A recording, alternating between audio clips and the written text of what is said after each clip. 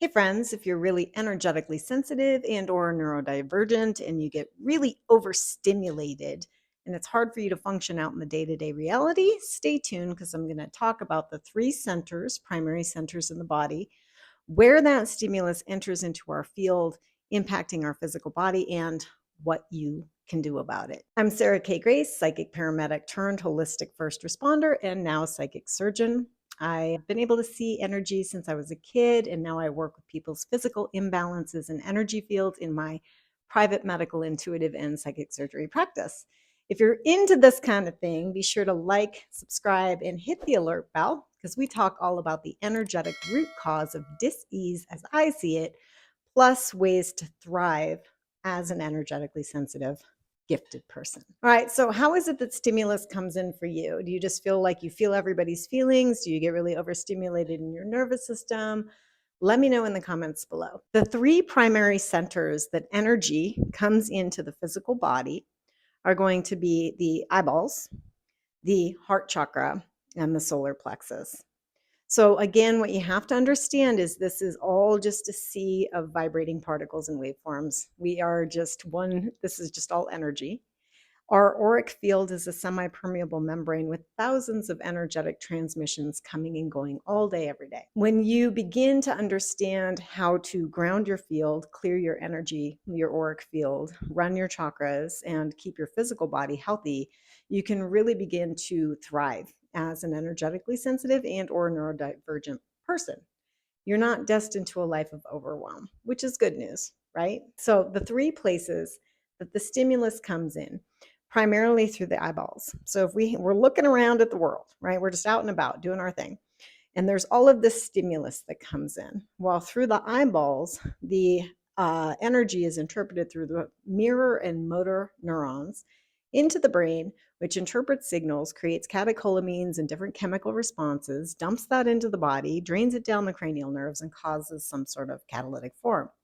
So if you are really sensitive and you are out and about, don't look anybody in the eye because that's one of the easiest ways for transference to happen. Have you ever noticed that? Like if you're just like looking around, all of a sudden you catch somebody's gaze, it's like you can totally feel so much of their energy. And you can inadvertently take on in a split second somebody's energy without wanting to if you happen to catch their gaze. Now, I'm not saying like you always look down. You can learn to become very grounded again. The more grounded and powerful you become in your field, the more that you can scan and just be super open. That said, when you're in something like an airport environment, a DMV, Costco for me, a crowd where people are pissed or angry, I always will look down at the floor. For me, I will look down and to the left. That's just what feels comfortable for me. You may look down and to the right, but I'm intentionally diverting that energetic transference so that I can't just pick up whatever shrapnel is going on in the field. Okay, so that's going to be tip number one. Understand the transference of energy comes predominantly through the eyeballs, what the whole cascade does, and how you can protect yourself when you're overstimulated or in an environment that is heightened sensitivity. Two, the heart chakra. Energetically sensitive people, we have our auric field, but it's like a lot of us, because we feel so much, the front body is hypertrophied or kind of swollen out the front. And it's like we kind of bleed energetically out the front body, right? And so it's very easy for us to have little holes or tears in the auric field. It's very easy for other people to kind of pick up on our energy and start pulling on it. And it's not a bad thing. We're not victims. There's a give take in that dynamic.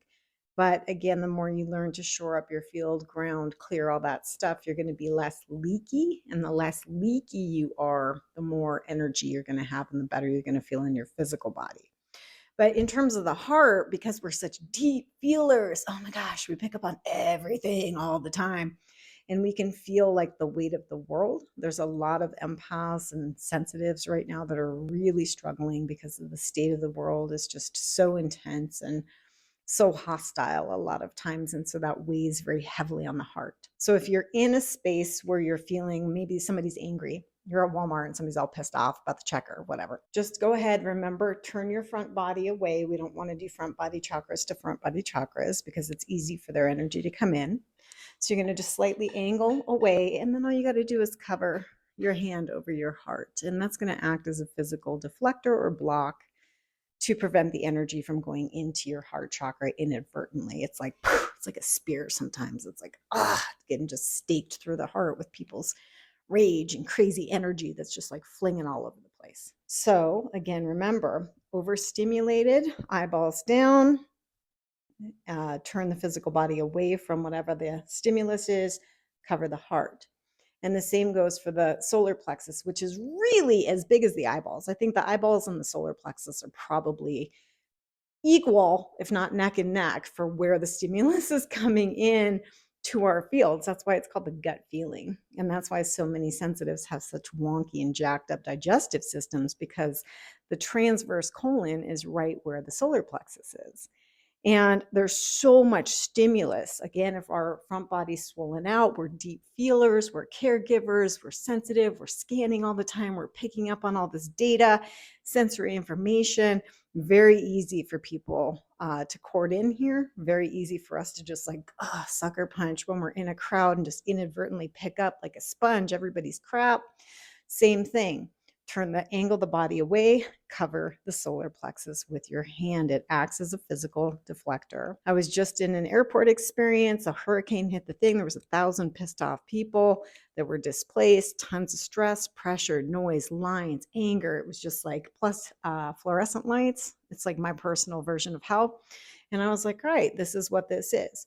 So what I did was I energetically grounded by dropping a cord into the earth, visually out the tailbone, just anchoring down. I contracted my auric field very tight to my body so that there's less availability for other people's shit to come into my field.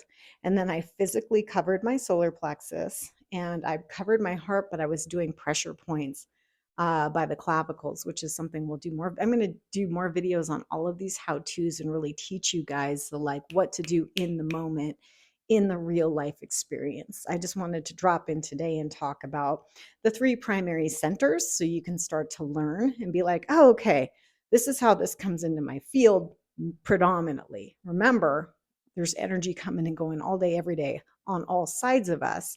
But how does it really anchor in our field? Eyeballs, heart, solar plexus. Protecting, grounding, clearing, and then removing yourself from the stimulus. Once you're removed from the stimulus, do whatever you need to do to ground your nervous system. Take an Epsom salt bath, lay in the sunshine, deep breaths, a little bit of yoga, take a nap. Any of those things can be helpful in clearing. You can do sage. You can, there's all kinds of spritzers to clear the energy field. Any of that stuff will help you as well. But it is possible to thrive as an energetically sensitive person, really into leaning into making more and more videos for you guys on the practicum. Like, how do we do this? How do we navigate this crazy reality as really highly ultra sensitives, neurodivergents, extraordinarily gifted people? I see you. So if you like this and you want more information or you're looking for more community, reach out, sarahkgrace.com. You can find us over at the Grace Place if you just need kind of a people to talk to about this stuff. Come on over and check it out. We'll put the link down in the bio. And again, be sure to like, subscribe, share with some friends. It really does help. Always remember your power. You are loved.